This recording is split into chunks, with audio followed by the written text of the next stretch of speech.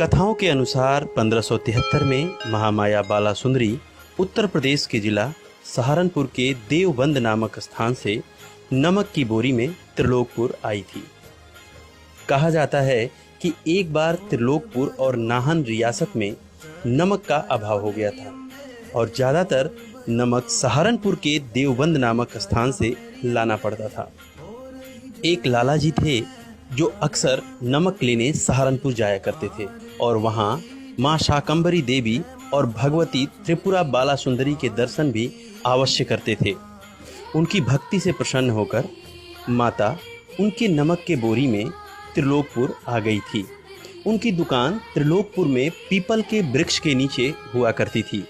लाला जी ने देवबंद से जो भी नमक लाया करते थे अपने दुकान में बेचने हेतु रख दिया करते थे। नमक बिकता जाता था पर दुकान से नमक खत्म नहीं होता था। लाला जी उस पीपल के वृक्ष को हर रोज सुबह जल देकर उनकी पूजा करते थे। उन्होंने नमक बेचकर बहुत पैसा कमाया, लेकिन वह एक दिन चिंता में पड़ गए कि आखिर हमारा ये नमक खत्म क्यों नहीं होता।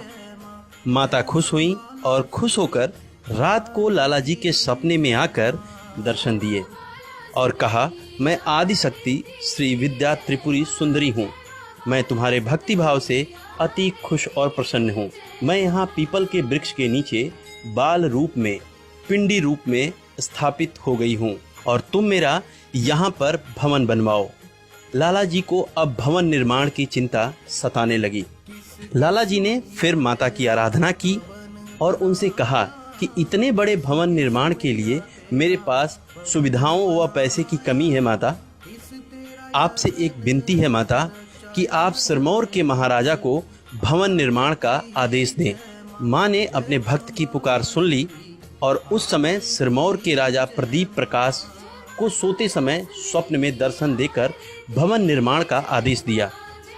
राजा ने राजस्थान के जयपुर जिले से सुप्रसिद्ध कारीगर बुलवाए और माँ का भवन बनाने का आदेश दिया। कुछ ही दिनों में माँ का भवन बनकर तैयार हुआ, जिसका नाम रखा गया माता बाला सुंदरी, जो आज भी काले आम के समीप त्रिलोकपुर में स्थित है।